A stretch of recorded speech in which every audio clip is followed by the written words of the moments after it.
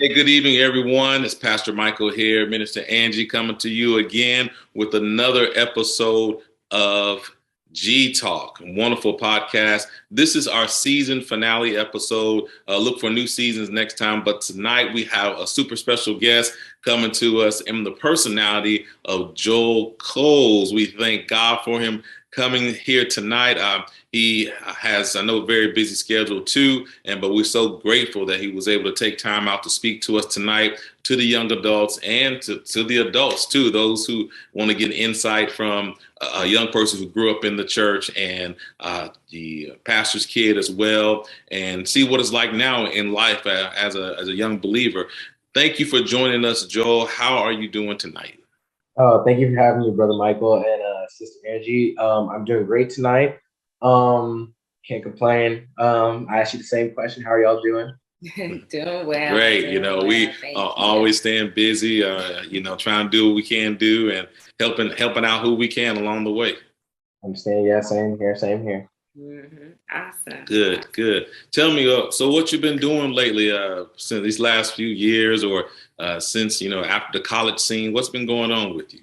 So what I've been doing lately is just trying to I don't know, enjoy the little things about being an adult, I guess, because like you go from high school to being an independent adult, but you still have like responsibilities every day. You're just kind of on campus, making sure you're just doing your educational stuff first. And me personally, I work a lot. So I wasn't really going out and stuff like that. So now that I have that freedom, that time, I do more of like social events and stuff like that to keep myself, I guess, out of trouble. Just mind-boggling bored at home or something like that. To stay active, keep my social skills at least somewhat, practice it and stuff like that. I want to be antisocial, but that's just it. Like other than that, just working, reading articles, staying up to date with things, and I don't know, just keeping my nose out of trouble. I feel you on that. Awesome. I have a question. So when you went into college, did you know exactly what you wanted to do? And second part of that, did you actually get to go right into that career once you graduated? No, when I entered college, I don't think I really knew what I wanted to do. I started off in I think it was like I was trying to be like a physical therapist, basically, like that, and dealt more with the sports side because I played sports and stuff like that growing up and in high school, so I just enjoyed that aspect. And then eventually over time, I just I don't know, like I've always passed my math classes and everything like that. So when I got to college and I was taking some of my courses, I just noticed that I was still doing decent in my math courses, which led me to the accounting and finance side of business. And yeah, that's where I'm at today, even after college. So I hope that answers your question. Yes, for sure. I know that that's something that a lot of young people deal with and struggle with. Like they are going into college, like, I know I want to do something, but I don't know what. And majors change throughout the time in college. So just wondered if that was something that was a struggle for you, or if you knew right off bat, or how that was. Yeah. So No. I know a lot of people that go through that type of thing and ask that question, like, what am I good at? And then I guess being at my age and then like going through multiple jobs and stuff after college and stuff, and just getting a feel for what I liked and what I didn't like. I guess my main advice would be to do something that you genuinely enjoy as a profession, whether it is a career goal or something like that. Like if because people are now driven by like money and stuff like that. Just like, hey, let me just do a profession where I can get the most money and provide for my family. Like, all right, that's awesome. You can do that, but does it bring you enjoyment? Does it get you up out of bed, or does it make you just like, yeah, I just got to drag my feet just to get the bills paid and the job done? Or you can get up with that sense of joy and excitement every day, even though you don't get paid like millionaires and billionaires. You could do what you enjoy doing and make the best out of life. So like when it comes to degrees and figuring out what you like to do, like I started doing math. I just found enjoyment out of that because I've always been around business growing up. My dad ran a church, and I know like growing up, he was like always hands on with all my math and stuff like that. I never paid attention to it, but I was always wondering why I wasn't like the best English major or like social studies and stuff like that. Even though like you know he does do a lot of talking and public speaking, but it just came easily to him because that's what he was taught by his father and stuff. So whatever is good to that or comes natural to that person. Some people like cosmetic. I enjoy people that have cosmetic careers, or some people like to do more science based. I remember one class that I took in college that was it was national parks and geology. And if I promise you I didn't do math, I'm probably gonna do that and study land and stuff like that. Maybe travel. Some people like to travel. You could do some stuff like that, but there's so many options to be limiting yourself to just business or just like art or just like some basic that you just want to have a title and just move on in life, you know? Mhm. I think that is awesome encouragement, for sure. Very great encouragement, because I think a lot of times we bypass what our real passion is because we're chasing after the money, like you said. So I think that is really good encouragement. That's good. And growing up, what was it like growing up? Did you find a balance between church life, being that your dad was a pastor, your mom, y'all were so into the ministry, your older sisters and so forth? Was there a balance in life, or was it like we going to church Wednesday, Friday, Sunday, or what was it like? Oh, I wonder what my brother said. I wish I could watch it. Watch that episode. I think it's episode number 5. All right. I hope mine is in line with his, but I must say that like a majority of ours, outside of like I guess maybe sports and school, because everybody has school growing up and stuff like that. Um, a lot of it had to deal with like just making sure that like I don't know, it's like knowledge based stuff. I don't know how it works. Like we'll come to the church and we'll learn something new, whether that's how to clean something, how to fix something, or maybe handle something around the building. It was always something new. And then when we got home, it was something around the house, maybe chores or something like that. But then outside of that, we were just church, school, sports, and then those extracurricular activities where we were always active. There was very few times we had Xbox and stuff like that and PlayStations, and we enjoyed playing that as a kid, our free times. But our folks were like, I don't even know how they stayed in the house like that. They were always out. You know how it is as a ministry. But yeah, that was it. So like even now I noticed that a lot of those things that I was doing from him reflect in my daily life today. Like I mow my own lawn. Something breaks down in this house, I'm gonna try every in any way possible to save myself a penny or two on labor and like I'll fix that myself. I need to get a membership to Lowe's or Home Depot. I'm trying to weigh the cost. I don't know what it's like. Is Lowe's, which one's luxury or which one's more affordable? More affordable. Home Depot or Lowe's? I say Home Depot. Yeah. And it's got the little higher end. Yeah. Of course, I have to say we're not promoting anybody on the show. No. I got to say that. Unless Home Depot wants us. Then they're both luxury. Yeah. They're both wonderful. Yeah. Matter of fact, we just purchased something from one of them. I'm not gonna say which one until we get some checks in advance. But yeah, they're both good for home improvement. But yeah, you're right. For those who work around the home, it's good to have a membership to those places. But I guess gotta thank my mom and pops for those type of instructions. Because I wouldn't, Lord knows where I would be today if I was just laid around the house all day and somebody did stuff for me.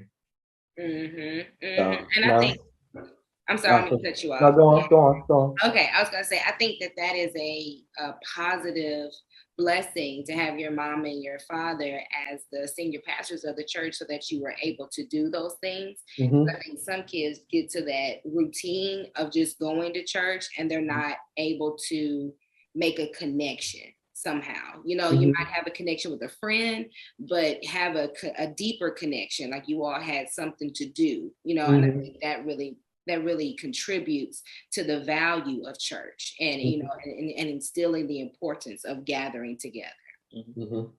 Yeah, that's awesome. That's good. And so it does seem like you had a good balance in there as well. You knew church life, but you had a balance going out. You have good balance of being and just knowing what to do in life in general. It's not like when you get in the real world, you don't know how to interact with other people who hadn't been at church and so forth. So yeah, that's great. I mean, so what is it like, being now out from under your parents on your own? Is there still is your faith growing? Is it what encounters have you had to where it's tested your faith, or have you seen God move? What's going on in that area? When it comes to faith, as someone that's been in it throughout their whole life, and I've been in ministry my whole life, it's a lot easier for me to keep my faith after, like once you go to college and you get that, like they cut the strings and you're free to be an adult and be responsible and take care of yourself. Some people, have a little bit reins than others, but you're going to experience a lot more than just what you've been taught, what you've been around your whole life, the same people that think like you and stuff like that. So when it comes to religion, I was able to keep my faith because I knew what I was taught. I've seen the blessings that the ministry has brought upon my life and other people's lives, and know that my faith can't waver just because of the little things that happen that test my faith. Maybe it's like the certain trials and tribulation. I know death is a big one for a lot of people, and that'll test people's faith, and that's not, and it's just something that you just gotta overcome. You be in your Bible all the time. Read it and trust what you've been and taught. That's good. And so for those who didn't have that stable lifestyle of faith and the parenting, of course we know nobody's parents are perfect or nothing like that. Yeah, no. They're raised in a home where they might have parents that don't they show one face in church and another face outside of church at home, and the child or the young person is struggling and say, man, this church thing is all these church folk are fake, and my parents or the child wants to do well. What advice do you give to them in that type of home? I always tell people, I always like that saying, I'm not saying in the Bible, there's a verse in the Bible, there's that Jesus says, ye who is without sin cast the first stone. And in my opinion, that is a huge description on life. Like if everyone was perfect, we wouldn't have issues, would we?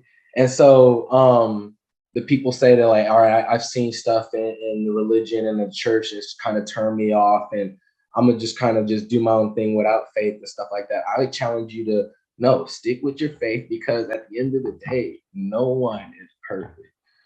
There's a reason why there's a church in the first place, where people can gather to learn the teachings of the Lord and keep their life in faith strong and stuff like that, because they know they've made mistakes. I'm one of many people that have made mistakes, and that place of worship is something special. It's that faith that I don't know. It's kind of hard to describe unless you just I've been around so many people after church, and I've seen what they go to, and it's definitely not, it may not be faith based, but you can tell that it's not like maybe bringing them that type of sense of, I guess, accomplishment, or like they know the knowing or something like that. It's just like, I'm just going to keep trying this until maybe something happens, and just, it's kind of like blind faith, instead of just having like, no, I've seen what my God has done. It's not to other people's and the people prior. It's even written down in scripture. And I know that people don't see the it's kind of hard, or it goes unappreciated, the little things that are many miracles in my opinion. Getting up is the number one miracle. In my opinion. Because every day you wake up, there are some people that don't wake up from natural causes or not. that's the faith base right there. Um, and the little joys that go out your day and so on. It's just, I don't know. It's just, you just, for kids that are just going out there and figuring out your thing, you can do that. But I'm telling you, that faith is always going to bring you back. That home, that what you've grown to, because those people at the end of the day are like some special people, in my opinion. Very nice, man. Very nice. I love it, man. And so, after all that we go through in life, you've seen some ins and outs, some ups and downs, and no matter what anyone else has done, you've maintained the faith, you kept the faith. Mm-hmm. And like I said, I've said times before, it's like, yeah, nobody's perfect. Of course we know. That's why we need Jesus. But, but what I'm looking at is, how are you also a light to others who either need that salvation in the Lord or just need to grow? How do you become a light to them? What do you do?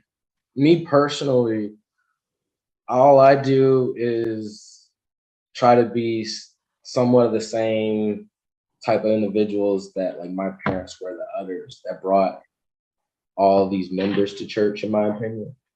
Just being good individuals to others. It doesn't take much to be a kind individual to others, even though you may not want to be kind. Because there's a lot of days I know I don't want to open the door for people. I kind of just want to go in and just get my job done and go home. And then, but people come behind me. I don't know the type of day they may be having, and those little acts of kindness just goes a long way. And I've known throughout my life, people have asked, like, started conversations with me over those type of little things, small door opening, holding an elevator for someone, or maybe buying somebody's like a meal that may be struggling or something at the time. And it's just like little acts of kindness drives a small conversation that eventually gets them wanting to know more about you as an individual. And when they get to know you as an individual, you get that opportunity to show that light of Christ in you to them, which eventually will draw them closer to you. And I've known that many times. I've had people come to my church, and I don't have to sit there and be like, hey man, come this Sunday. It's just like, hey man, what are you doing this Sunday? He's like, you know what I do every Sunday? I go to church. He's like, you know what, I'm coming this Sunday, or something like that. And it's those little things that, like, you don't have to be on your, I guess, like on your butt type of individual to somebody else. Like, I don't have to call my friends up every day and be like, hey man, make you come in this Sunday, stuff like that. It's like, I know everybody has responsibilities, everybody has lives, but those acts of kindness always going to drive those people's curiosity to bring them in. It doesn't take much. That's great. I mean, I love that, because we're just trying to be everyday people, and to attract everyday people, we're trying to be real people, to attract real people to a real God and everything. And people want to know out there, is like, what have you gone through where God has shown his self in your life in a miraculous way? What have you done? It's like, because people could say, it's like, oh, you ain't experienced nothing. You've been raised in the church. You don't know what it's like in the streets. You've been sheltered. But I know for a fact, God has done great things in our lives, and to have a testimony for others, it was something like that. It has ever happened in your life? Say that one more time, Brother Morrow. Yeah, sure. Has something ever happened in your life where God showed himself strong, and whether it's a downtime or like a dark time, or just something where he just stepped in and it's like, oh, that was nobody but God, and it would have been over if it wasn't for God? Well, there was a time, like back in it was my senior year in college. It's around 2015. A lot of stuff just didn't seem to like add up to me, or like, it wasn't that. It was just like, seemed like everything was going against me and my family at the time, because like my mom was going through breast cancer, and then our aunt, who I always looked up to and was a CPA herself in accounting, was like, I always like looked to as an individual. Was like, all right, this is somebody I could look to as like a finance person. I respect her as an individual. My dad loved her. That was his last bit of family that was still alive. she passed away due to cancer in her, I forget where it was, but and but I just remember a time when we drove up there, like we all drove up to that funeral, and I was really just questioning a lot about my faith and stuff. I'm like, man, this is it's just blind. I don't even know, like you just like questioning a whole bunch of stuff. And I remember my dad never seemed upset, even though he did lose like the last sibling he had, or bloodline that like of some people he grew up with. And I was sitting there, I just was watching, I was quiet, sitting in the back. We called him my uncle, but he's our cousin, Uncle Cedric. We always go down to Atlanta and would have Thanksgiving with him, and he would host us. And he saw me in the back and he just came up to me. And I asked him, I was like, man, how do you do it? Or how does he? I was asking him, I was like, how do you think he does it? He's like, does what? Or he said, who? And I said, my dad. I was like, how does he keep it together like this? Keep the faith and stuff like that after all that's been done though, because he's lost a lot of people to cancer, to disease, to just stuff out of his control. And he says he's just got to look to God. He told me what he told me was, he's like, when you trust God and know what your faith is about, and just keep your faith and belief in God, and even though everything may happen around you, you understand that it's all going to be all right, stuff like that. And I didn't understand at the time, but it kind of made sense afterwards. It's just like, just got to keep the faith, because just like, everybody goes through trials and tribulations, and that faith is always going to get you through. And my uncle passed soon after that, and my dad came up to me, and it said and reiterated those same words, and just kind of like reinforced what he said. Was just like, hey man, like, some things we just don't know, but that faith is always going to keep us together, keep us strong. And I was like, yeah, you're right. And I don't know, that's just something that I always go back to, even in today's times, where it's just like, a lot of people have stuff going on in their lives. Stuff is getting more expensive. It's getting harder for some people and stuff like that. But if you just keep doing what you got to do, keep the faith, God's always going to come through. There's 100%. Yeah, man. I thank you for even sharing that. Yeah, sharing it with us. So yeah, Brother Joel, I appreciate you sharing it with me, because I know there was something deep in your heart, and it's, knowing how, close your family is, and, knowing what you're going through, and your dad has lost, and with you as well. And, I appreciate that, man, because a lot of people who experience those losses in life, they do give up. They do fall from the faith. Not everyone, but a lot do. But you got that confirmation and say, hey, hold on to your faith. God knows what he's doing. Everything's in control. And that's something that is powerful to carry us through. Powerful. Yeah. And I think that especially as young people, we have to hold on to those times, because those are the opportunities that's given to us to be more grounded in faith and to have more of a relationship with Christ. Because I think there are times as young people, we go to church because mama said go, because daddy said go, because they're our ride, because we can't stay home by ourselves. It's like we have to be there.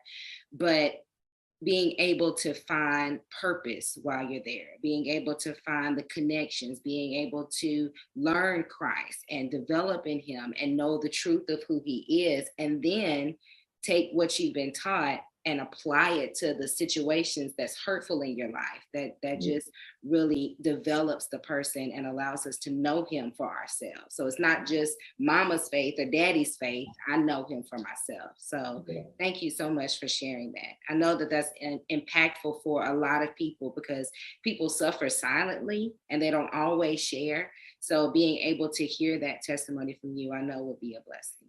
Yeah, thank you. Yeah, for sure. Appreciate you sharing it, man. And that's great. And as we get ready to close out, I want to say thank you again for that. And we definitely want to have you on the show. If you have even a friend or someone y'all can share your testimony together, or someone you can recommend, we'd love to have you on again for that. And hold on, wait a second. I do have okay. Okay, so switching gears a little bit. I've been told by some people that you really learn who your friends are while you're in college. And being that you are a full adult, as some people say, you're a whole adult out here, you know, you graduated from high school, you graduated from college, and you've been on your own as a man for quite some time. Would you say that that is a faithful statement? Yeah. I mean, I guess, but you should already know your friend a long time from then. Your friends should have shown. I feel like your friends should show their true colors after 2 years if they're unless it's a new friend. I don't know. But yeah, I guess. No, I guess I'm back to that no one's perfect type thing. Like Jesus had 12 disciples, correct? And a couple of them betrayed him, and he still kept them around. So I'm like, you know, I don't know what you consider as like, you know, people that you don't are calling friends that are switched up or something on you. But like, even Jesus was still good to some of the people that weren't good to him. That's all I'm gonna say. Because I have friends. I have friends out there who are not perfect and make mistakes, and I've been told, hey, you just cut them off, cut your losses, and just let them sing. And it's like, you know, what if we all did that? Like, you know, if everybody just cut everybody off, like some of those people need that little help. You can't cut everybody off. Be the light. Because they're looking to someone. And I noticed that like the type of people that's like been that type of situation in my life have changed from doing some of the stuff that they are doing some of the stuff that they've done in the past. That's awesome. That's awesome. So not being so quick to write people out just because of a phrase of what so many people say. Awesome. Good, man. Thank you. That's all I have for sure. Good, man. Well, thank you again for your time. And as we close out, I'd like to ask you if there's a phrase or a saying or anything you would like to leave with people from Johnny Coles, like this, if this was like 50 years later and somebody was to hear this, like, yeah, he's been using that for years, or I believe that too. What would be a phrase or a quote or a saying or a scripture or something to leave with people? A saying, this is Joel, and my saying I'm gonna leave y'all with is nothing comes overnight. Nothing comes overnight. Just I feel like in a world that we live in today, like with everything that we can get at the snap of a finger, we've lost that patience. Whether that's road rage in the cars to get from one point to another, or just like bank transactions that's not going through, or bills that we thought we paid or we didn't, and we're just ready to just get on the phone and just forget, lose our minds and stuff like that. It's just that loss of patience, and then everybody's now is planning to get rich. Now I got to get rich tomorrow. You know, so I'm trying to be rich not today but tomorrow. It's like they'll come in. People are gonna come to you and be like, "Hey, man, I got a new thing we could do, and I think we could do this in like 6 months and stuff like that." And I always want to tell my people, I was like, "Hey, man, people got to where they were because they put the time in. It didn't happen overnight. They didn't just wake up and just become coding experts, or just wake up and just become the next like Bruno Mars, Beyonce, or just like saxophone guru. What's his name? Kenny G. Yeah, come on now. He didn't just wake up and do that. They've been doing that since they were kids. Practice, repetitions, putting that time in is really going to pay off. In as much as I would like to just get rich tomorrow off like something I just tried yesterday on YouTube, or doing something, it's not happening overnight. I got to put the time in. I got to do what's necessary to get to where I want to be. And that's why I always just say, I'll leave that saying. Wonderful, man. Appreciate it. Well, thank you again for being with us tonight and sharing with everyone your life and your experience and the wisdom and what you're going through and what you come out of. Thank you so much. All right. And we expect you to jump on next time, and we'll see you when we see you, man. Thank you. No problem. Everybody else, thank you all for tuning in to G Talk. Join us next time for our next season coming up. But once again, you all stay blessed, and we'll see you the next blessed time, the next blessed channel. Y'all be blessed. Be blessed.